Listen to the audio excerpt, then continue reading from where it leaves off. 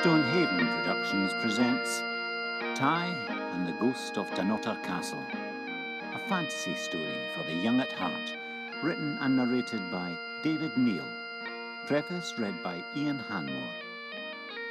Copyright 2017, David Neill and Stonehaven Productions. Scotland, in the dark times, was a country far different from the one we live in today. In that time, many clan chiefs and would-be kings had tried over many years to unite the country and people under one crown. However, no one strong hand could inspire the Scots, so Scotland fractured into many small kingdoms, each proclaiming its right to rule. All the while, the land was being attacked from the sea by marauding Vikings from the Norselands, who raided the coastline and even built settlements and fortifications. From the south, the English had rebuilt Hadrian's Wall. Nevertheless, they still sent troops to plunder, infiltrate and harass the villages and farms along Scotland's southern borders.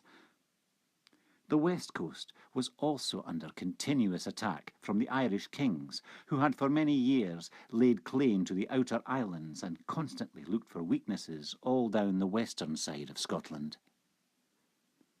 The people looked for a leader to unite them, to fight their foes and to banish evil and black magic from the land. Could this be the young king, Aelbert?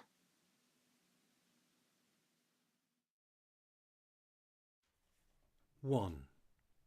My name is Ty. How do I start this story?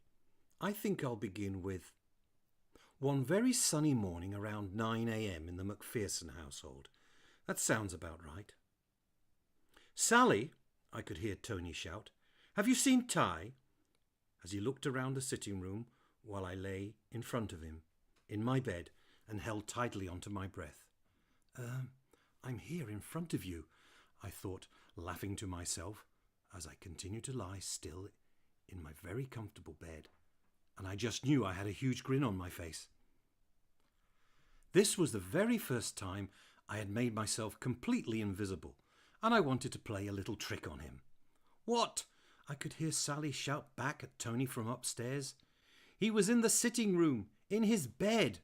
"Well, he was, just 2 minutes ago." Tony stood motionless, directly in front of me, for a few moments, and then began scratching his beard and shaking his head as he looked down at what he thought was an empty bed. "The wee guy must have gone outside," he said aloud, and then shrugged his shoulders while at the same time rubbing 2 fingers across his greying beard.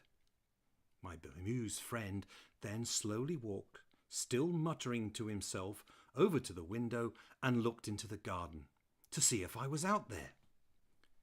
As he peered through the glass and couldn't see me, he again turned around and looked down once more at my bed. Not seeing me, he opened the window and called for me.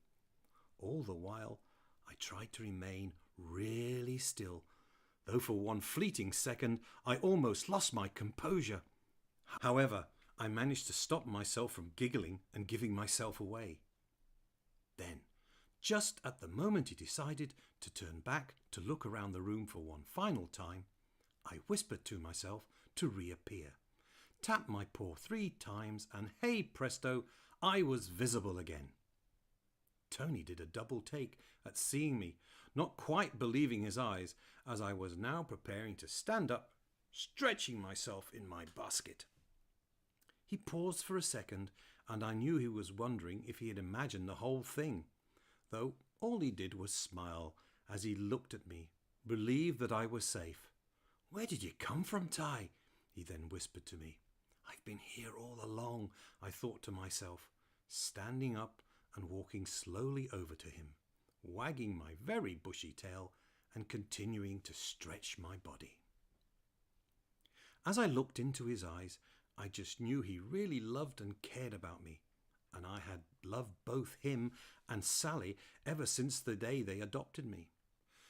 Tony bent down, put his hand out and gently patted the top of my head with a big grin on his face, though As he walked out to the hall to get my doggy lead and harness, I just knew he was wondering about where I had been.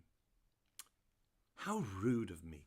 I need to apologize before I go on too far with this tale. For those who have never met me, let me first introduce myself. As you may have already worked out, my name is Ty. And you'll also guess that I'm a dog. In fact, I'm a Tibetan Terrier who was rescued from the dog meat trade in Thailand. I'll now try and describe myself to you all. Well, firstly, I'm not really that big, about the same size as a spaniel. I have a shaggy fur coat that is wheaten in colour. My top coat is very silky to the touch, and my undercoat is woollier in texture and has rustic coloured patches through it. I'm told by my female doggy friends that I'm very cute, but I'm not too sure about that. I was adopted by my new family, Sally and Tony, and their two lovely children, who are Stuart, who is 8 years old, and his older sister, Jessica, aged 9. Stuart was, and still is, very imaginative, and he's a very energetic young lad, and he would run about all the time, wherever he went. He also introduced himself to whoever he met the very same way, no matter who they were, friends, parents, teacher, just about everyone. "Hello, I'm Stuart Gregor McPherson, and I'm going to be an airline pilot," he would call out and then salute them, and everybody called wee Stuart by his nickname, Captain. Jessica, on the other hand, is the total opposite. She was a very peaceful, quiet, thoughtful young lady and loved all aspects of nature. She was constantly reading wildlife books and loved photography, and normally had her camera hanging around her neck all the time. "You never know when that magic photo opportunity arise," was Jessica's motto, and she would often say it. Her ambition was to be a vet, or maybe work in conservation when she grew up, and I'm sure one day she will. We all lived together in the small and picturesque coastal village of Stonehaven, on the northeast coast of Scotland. Sally and Tony had two beautiful Siamese cats, Willow and Gypsy. The cats are twins, but not identical sisters. Willow, only born a few seconds before Gypsy, acts and thinks of herself as Gypsy's much older sister. Both Willow and Gypsy have amazing grey-blue eyes that are mesmerizing to look at, and just like their mother's beautiful eyes. The cat's mother, who is called Ching, lives with Tony's parents. She is a purebred Siamese who is extremely sleek and athletic. However, Willow, unlike her mother, is jet black, like her dad, who is a very rare type of Siamese cat. Willow is extremely intelligent and very mischievous, almost just like her mother, Ching. Whereas Gypsy has the classic Siamese looks of her mother and is much sleeker in her body than Willow. Gypsy has dark chocolate brown fur on her ears and tail, and light brown fur over the rest of her body. She also has an extremely long tail, similar to that of her dad. Their mother always says that Gypsy has the princess look, but sadly no brains, then unfailingly smiles and says, as she purrs, "Just like your dad." Nevertheless, Willow's extreme brightness and playfulness unfortunately gets her into so much trouble, whereas Gypsy has to think things through and regularly appears to be one step behind her sister. Tony and Sally have always thought that Willow should have been born a dog, as she likes to play fetch and, more amazingly, can open doors, which she does for her sister. Both the cats love each other, and they have accepted me into their lives, which was very difficult for them at first. Now, I have already mentioned that I'm a Tibetan Terrier. We are not really like other terriers such as Yorkshire or Jack Russell Terriers. However, it was when European travellers and explorers originally saw our breed many years ago in Tibet, they initially mistakenly thought, because of the way we looked, that we were just like the terrier breeds from their homelands. Nevertheless, little did they know that we are a very old breed of dog. In fact, one of the oldest breeds in the dog kingdom, from the ancient land of Tibet, a land that was, then and still is, steeped in mystery, magic and legends.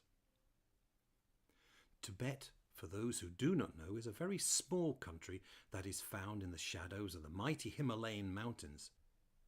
Those mountains are extremely high, that it is said they touch the sky, and within those ranges the gods of old still live. In that far-off kingdom of Tibet, the religious and wise Buddhist monk to this day think of us as little people.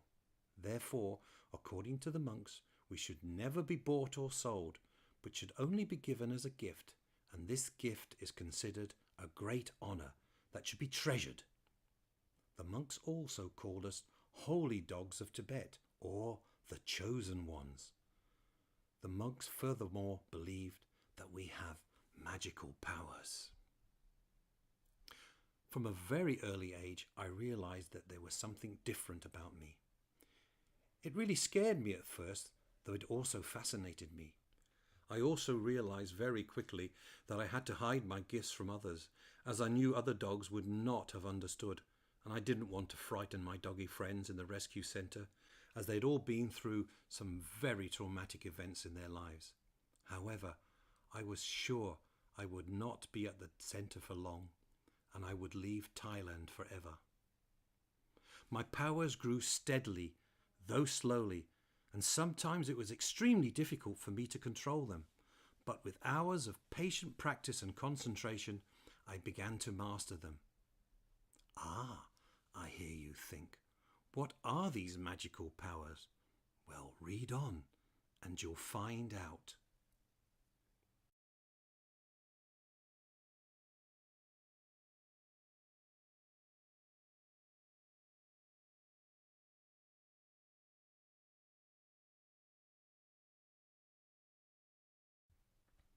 Two, if you only knew. I had now been in Scotland for just over a year since Sally and Tony adopted me from the dog rescue centre in Thailand. During my first year in Scotland, I had made two great doggy friends, Zack and Zoe. Firstly, let me tell you about Zack. He is a majestic Doberman and so lovable. He is very strong and lean with an athletic stature. He has the classic Doberman short coat that is always shiny and is a mixture of black, dark brown and tan colouring. Zack's body is mainly tan, all except his ears that are much darker shade of brown with black tips.